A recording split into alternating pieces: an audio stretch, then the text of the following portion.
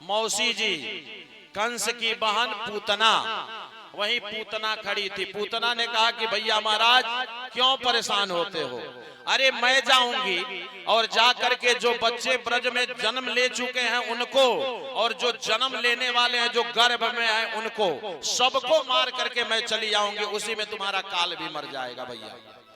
कंस ने कहा बात तो बहुत अच्छी कर रही हो, लेकिन ये बताओ कि तुमको घर में कोई जाने देगा तब ना?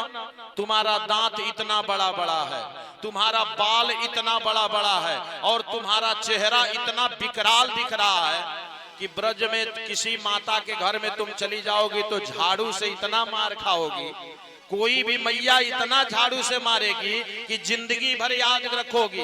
अरे तुम्हें घर में जाने कौन देगा? तुम्हारा इतना विकराल रूप है, इसको देख करके लोग झाड़ू झाड़ू मारना प्रारंभ कर देंगे। पूतना ने कहा कि क्यों चिंता करते हो भैया, ऐसे थोड़े ना जाऊंगी।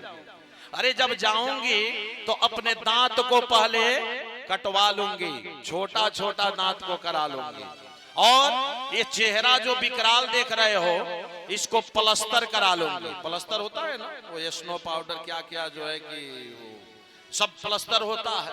कहीं कि मैं प्लास्टर करा लूंगी उससे, और बढ़िया खूब चेहरा जो है कि सज जाएगा। आजकल ब्यूटी पार्लर क्या कहते हैं, उसमें एकदम चेहरा चेंज कर दिया जाता है। पूतना ने कही भैया जाने से पहले ब्यूटी पार्लर में जाके प्लास्टर करा लूंगी चेहरा को, यह चेहरा ही चेंज हो जाएगा, इतना सुंदर हो जाएगा कि ब्रज के माताएं तो हमें बुला बुला करके चाय पिलाएंगी अपने घर में, कोई मारेगा नहीं। कंस ने कहा कि ये बताओ कि ठीक है प्लास्टर करा के चली जाओगी, अगर रास्ते में बारिश हो गया तब? अब यह जो है कि जिम्मेवारी ब्यूटी पार्लर वाले नहीं लेते हैं। भाई हम तुम्हारा चेहरा तो बना दिए, लेकिन अगर बारिश हो गया तो पुनः जो है वही चेहरा आ जाएगा, इसका गारंटी नहीं है। कंस ने कहा कि ये बताओ कहीं बारिश आ गया तब क्या करोगी? पूतना ने कहा कि अरे महाराज क्यों चिंता करते हैं, ऐसे थोड़े जाऊंगी, अरे 10 हाथ का घूंघट जो है कि काट लूंगी। कंस ने कहा बस बस बस बस, बहुत बढ़िया। उस घूंघट में हमारा सही बात है, वो जो माताएं जब घूंघट काढ़ लेती हैं, अब घूंघट काढ़ के 1 लाख गाली देती रहे, क्योंकि अपना दूसरे का चेहरा तो दिखता नहीं है, अपना जो है ढका हुआ है। घूंघट के अंदर क्या क्या होता है सब कुछ जो है कि सबको मालूम है। घूंघट काढ़ लो और सास ससुर और भसुर को गाली देना प्रारंभ कर दिए, क्योंकि उनका तो चेहरा दिखता नहीं है। अब पूतना ने कहा कि मैं घूंघट काढ़ के चली जाऊंगी। और दूसरी बात आपको बता दे, यह घूंघट का प्रथा, यह घूंघट की प्रथा अपने भारत में नहीं था। हमने किसी पुराण में ये नहीं पढ़ा है कि सीता मैया ने घूंघट किया था, द्रौपदी ने घूंघट किया था, अनुसुईया ने घूंघट किया था, कभी नहीं।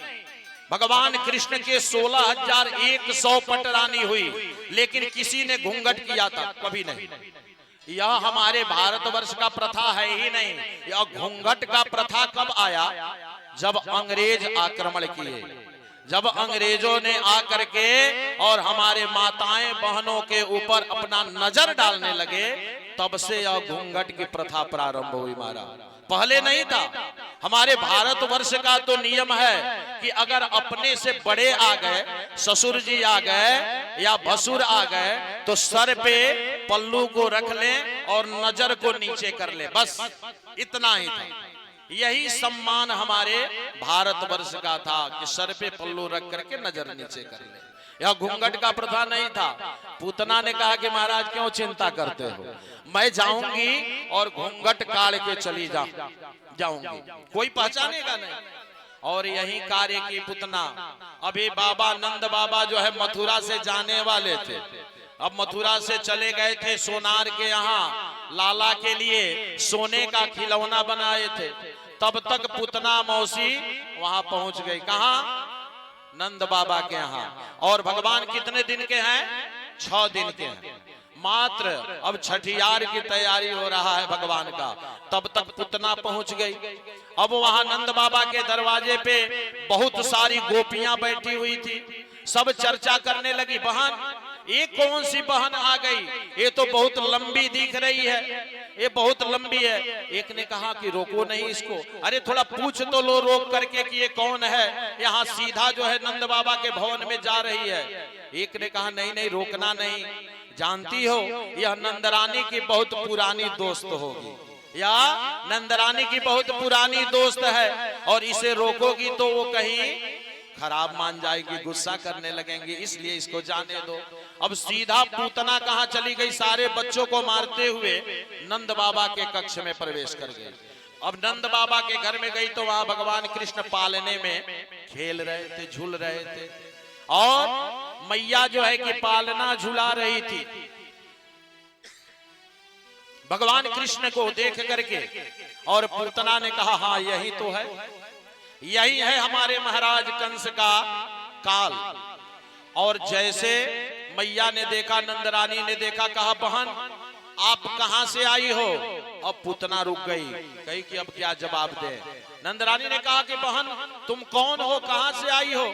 पूतना ने कहा कि मैं पंडितायन हूं, पंडित जी हमारे आए थे और आकर के लाला का दर्शन भी किए और 100 गाय भी लेकर के आपके यहाँ से गए, और हमें लेकर के नहीं आए थे, इसलिए हम चले आए लाला का दर्शन करने के लिए। भैया ने कहा ठीक है आ जाओ ना बहन, आकर के आशीर्वाद हमारे लाला को दे दो, क्योंकि 70 बरस में कहीं लाला होता है क्या, आप ही सबके आशीर्वाद से तो लाला हुआ है, आशीर्वाद दे दो। अब पूतना जो है कि कही कि मैं अच्छे से आशीर्वाद दे रही हूँ, और नंदरानी ने कहा कि बहन आप खिलाओ हमारे लाला को, आशीर्वाद दो, तब तक आपके लिए नाश्ता पानी का हम व्यवस्था करते हैं। अब नंदरानी चली गई महल में और लाला को लेकर के पूतना जो है कि देखने लगी। अब जैसे पूतना ने भगवान कृष्ण को देखा, भगवान कृष्ण ने आंख मूंद लिया, भगवान कृष्ण ने आंख मूंद लिया। अब जो नैमिषारण्य क्षेत्र में 88,000 ऋषि बैठे हैं, ऋषियों ने कहा सूत जी से महाराज ये बताइए कि भगवान डर गए क्या, भगवान को डर लग रहा है क्या पूतना से कि आंख मूंद लिए। सूत जी महाराज ने कहा कि नहीं नहीं भगवान डरे नहीं है, भगवान ने इसलिए आंख मूंद लिया कि मेरा 24 अवतारों में 2 अवतार पूर्ण अवतार हुआ।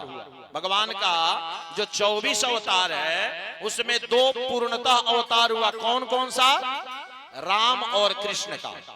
भगवान ने कहा, कन्हैया ने सोचा कि यह 2 मेरा अवतार हुआ, और रामा अवतार में भी सबसे पहले स्त्री को ही मारना पड़ा।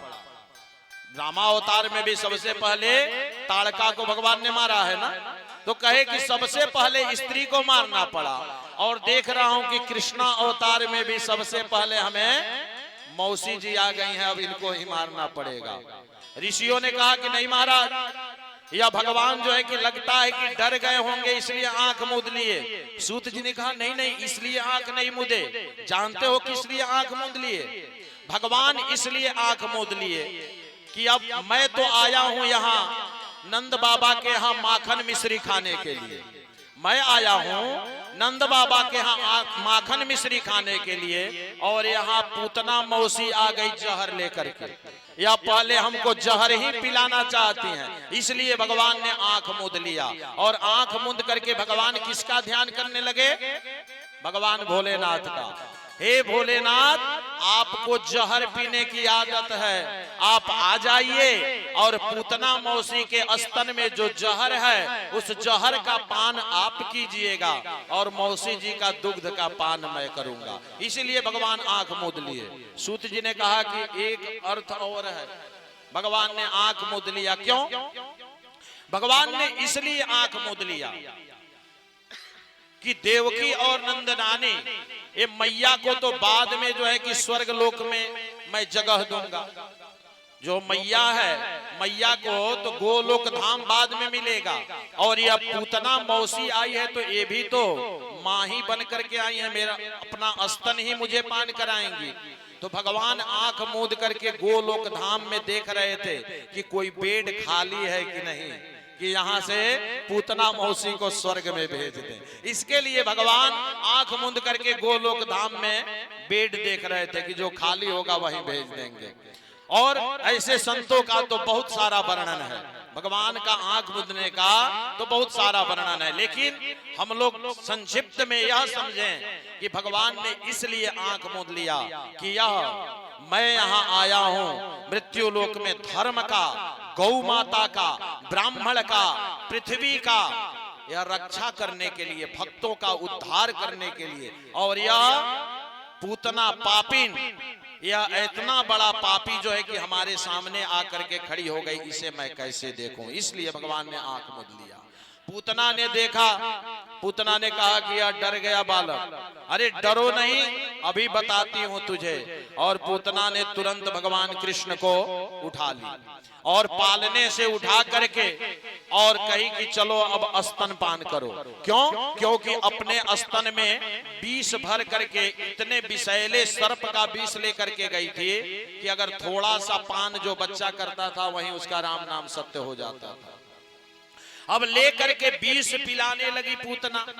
अब पूतना जब विष पिला रही है महाराज, अब भगवान कृष्ण को प्रेम से विष का पान कर रहा है और विष का पान करते करते भगवान अब दुग्ध का पान करने लगे। और जब दूध का पान कर लिए भगवान पूतना के, तब पूतना के रक्त का पान करने लगे, खून का पान। अब पूतना के जब खून को भगवान पीने लगे तो कही कि अरे अब तो मुझे थोड़ा कष्ट होने लगा। यह बालक ये बताओ कि मरता नहीं है, इतना विष पी रहा है प्रेम से, अरे ये मरा नहीं अभी तक, और हमको तो थोड़ा दिक्कत होने लगा, अब हमारे शरीर में बेचैनी हो रहा है। अब जब देखी कि नहीं ये तो रक्त का पान कर रहा है, बोली कि छोड़ो छोड़ो हमें, अरे तुम कैसा बालक हो। अब 6 दिन के भगवान गोविंद बोल चुके और कहे मौसी जी हम किसी को जल्दी पकड़ते नहीं, और जिसे पकड़ लेते हैं जब तक उसको पार नहीं लगा देते तब तक छोड़ते नहीं। अब तो मौसी जी आपको मैं पकड़ लिया हूं। पूतना ने कहा कि अरे इतने छोटे बालक और बोलता भी है और ऐसे बोलता है, छोड़ो मुझे। कन्हैया ने कहा नहीं नहीं मौसी जी, अब तो जब तक पार नहीं लगा दूंगा आपको तब तक छोड़ूंगा नहीं। और भगवान रक्त का पान करते करते अब प्राणों का पान करने लगे, पूतना के प्राण जो है पान करने लगे, खींचने लगे। अब एक बात जानिएगा, जब राक्षसी किसी भी रूप में हो, राक्षस किसी भी रूप में हो और जब मरने लगते हैं, उनकी प्राण जब निकलने लगती है तो अपना विकराल रूप में आ जाते हैं। वह पूतना अब विकराल रूप में हो गई और विकराल रूप में होकर के उड़ना प्रारंभ कर दी। अब जैसे उड़ना प्रारंभ कर दी, भगवान ने कहा कि अब ज्यादा जो है कि लीला करना ठीक नहीं है, नहीं तो नंद बाबा के यहाँ, बाबा के यहाँ सारे ब्रजवासी हमारे डर जाएंगे। और भगवान ने इतना जोर से पूतना को थप्पड़ बना करके मारा और उसके प्राणांत हो गए। बोल दो वृंदावन बिहारी लाल की। और पूतना का राम नाम सत्य हो गया। महाराज इतनी बड़ी थी कि भागवत में आया है कि जिस तरफ वो गिरी थी, जितने पहाड़ और पौधे थे वो सब चूर्ण बन गए थे, वो सब पहाड़ पौधे चूर्ण बन गए थे। और पूतना का शरीर काट काट करके जलाया गया, काट काट करके सब जलाया गया और वहां से बहुत सुगंध आ रहा था। क्यों? क्योंकि पूतना भले राक्षसी थी लेकिन भगवान के हाथों मरी थी, इसलिए उसकी मुक्ति हो गई थी और उसके शरीर से चंदन का सुगंध आ रहा था।